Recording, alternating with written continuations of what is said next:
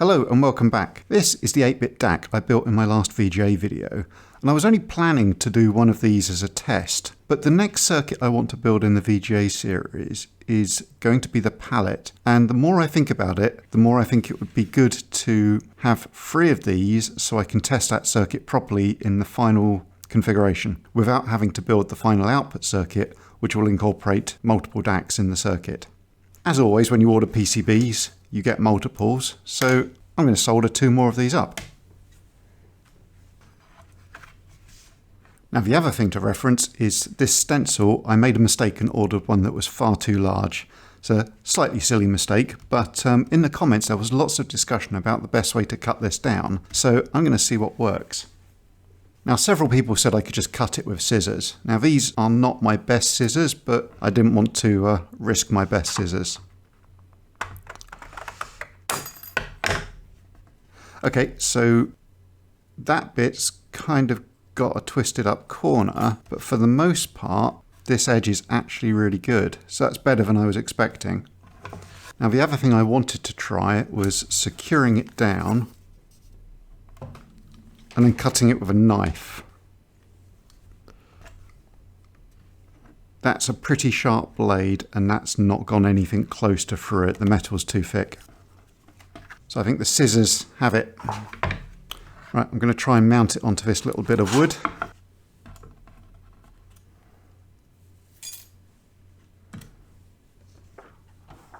I think a good guillotine would have been even better for this. I do have to be careful with this. I think I've got some crazy sharp edges.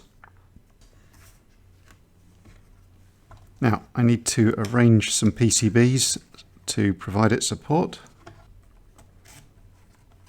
Right, I'm going to try doing the PCBs around the edge to provide support using double-sided sticky tape.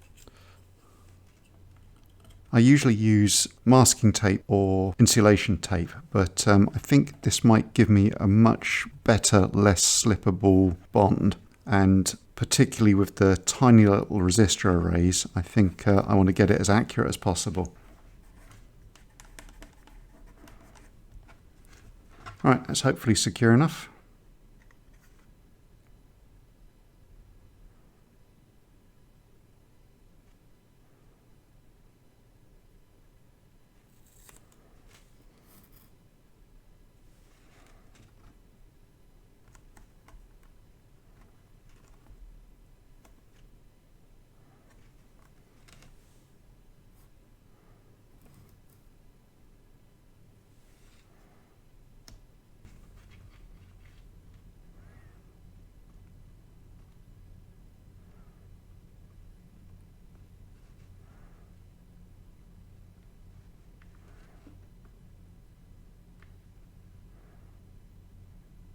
Okay, I really didn't get very good paste coverage there.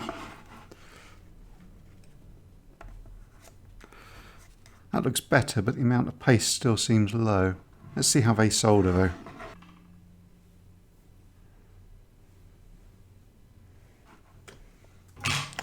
I'm going to be bold and try and pick and place both of these at the same time.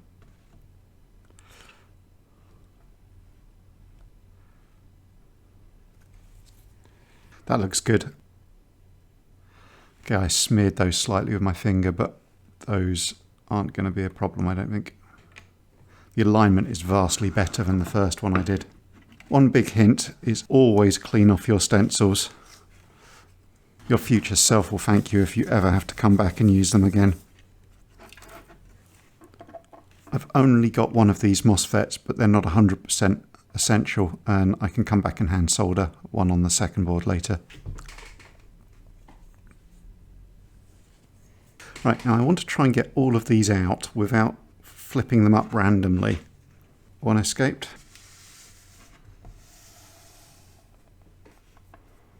And with the help of an ancient Blockbuster membership card, let's see if I can... Alright, don't think that worked.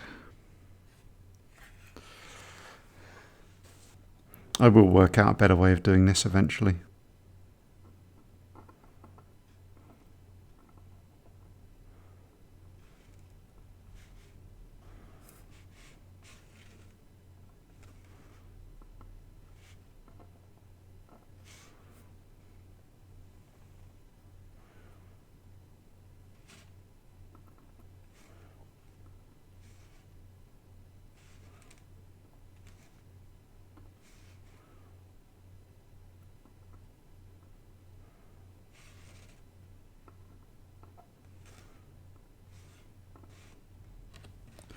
Okay, actually feels like my hand is slightly more shaky than normal today.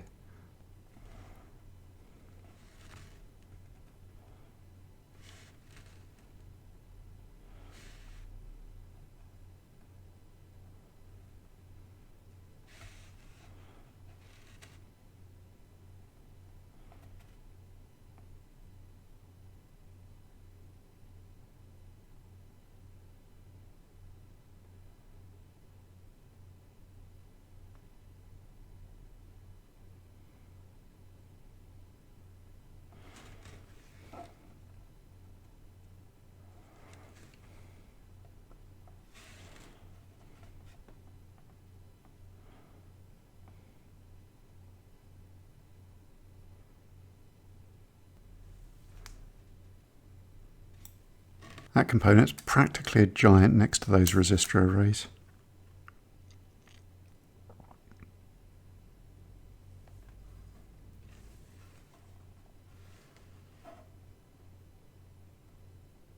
Totally should have done the cap first. Before the chip at least.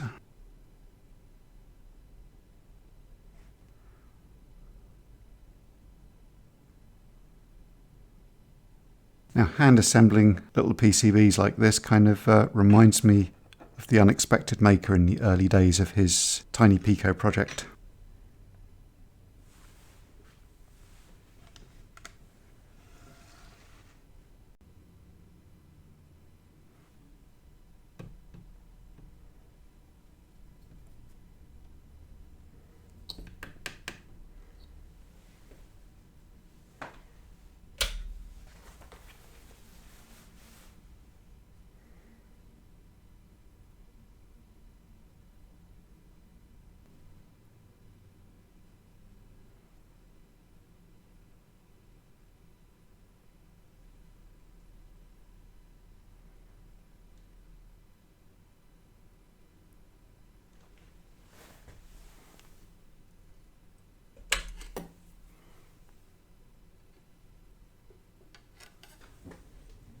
Okay, let's inspect these.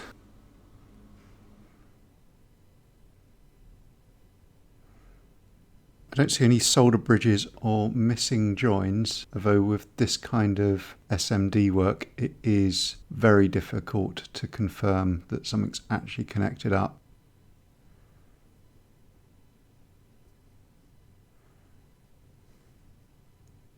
Feeling good about those joins though.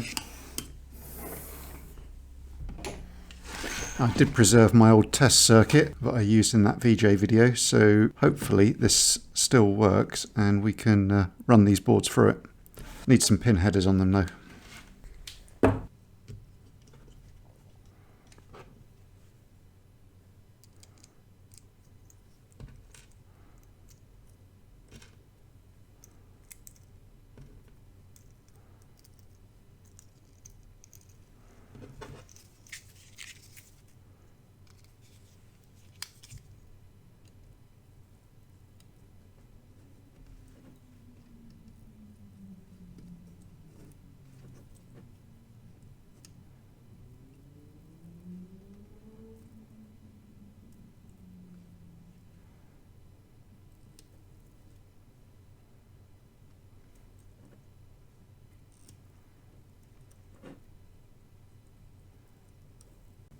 Okay, I'm going to fire the oscilloscope up. Let's get the original one in there first, just to remind ourselves what a good signal looks like.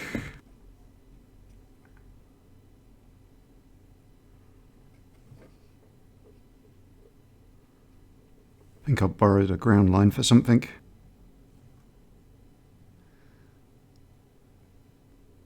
Right, so I've got the yellow trace stuck in the top bit. Let's get the module back in. Take a look at the output. And that's the lovely ramp we were hoping for.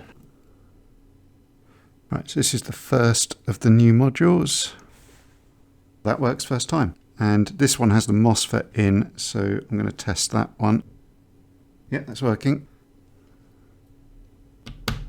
Wow, they both work first time. Now this one doesn't have the MOSFET in it. Now it should still respect the blanking signal because the output enabler is used for that.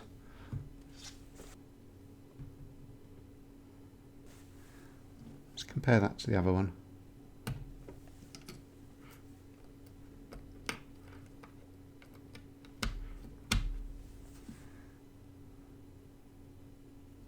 Not sure we'd see much difference without the spring connection.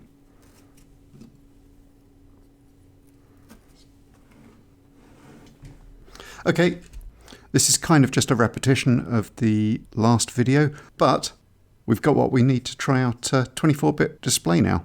I think this will be an extras channel video, but I hope you found it interesting, and I don't know about you, but I'm definitely looking forward to giving this a try out and getting some lovely colour cycles onto the screen. Okay, hope you enjoyed, and I will see you again soon. Goodbye.